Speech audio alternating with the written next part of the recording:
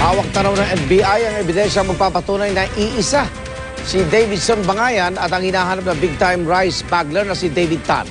Pero ang kampo ni Bangayan patuloy pa rin iginigit na hindi siya sangkot sa anumang uri ng smuggling.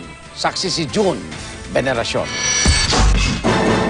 We are not involved in any smuggling business. Okay. But are you David Tan, sir? No.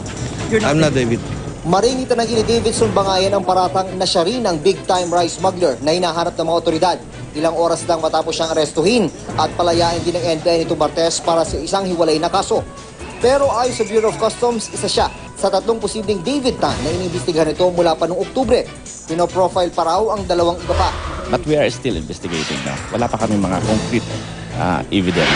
Pero ang National Bureau of Investigation, may ebidensya na raw na si David Bangayan at si David Tan ay iisa. Try to get any documents or anything that can really establish and put him in this transaction. Then talagang pwede natin sabihin na ito. Hindi rin daw pinestyon ni Bangayan ang paglalagay ng AKA David Tan sa pangalan niya bilang respondent sa hinarap niyang kaso na inihain ng isang Singaporean noong 2005 dahil sa panloloko umano sa shipment. Ang Federation of Philippine Industries ang tumulong sa pagsampa ng kaso. Kung hindi siya iisa, ba't hindi siya nag-file ng rectifying that allegation? Kaya nagtataka ang NBI kung bakit pinabulaanan ni Bangayan na siya ang David Tan na pinangalanan sa arrest warrant para sa kasong pagnanakaw sa kuryente na pinagbasihan ng pag-aresto nila dito noong Martes.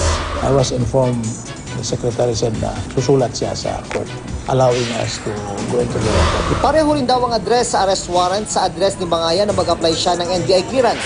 Itinanggi na ng abogado ni Bangayan na yun nga ang address ng kanyang kliyente. Gayon din ang pagkakasangkot nito sa anumang uri ng smuggling. Ibinigay na raw nila sa Justice Department ang totoong address ni Bangayan. Aminado ang Bureau of Customs na nahihirapan sila sa investigasyon ng smuggling, hindi lamang ng bigas, kundi ng iba pang kontrabando. Wala naman daw kasing smuggler na maglalagay ng kanilang mga pangalan sa mga opisyal na dokumento. Kaya ang ginagawa daw ngayon ng Customs, naghahanap sila ng testigo na magdidiin sa mga ito. June Veneracion ang inyong saksi.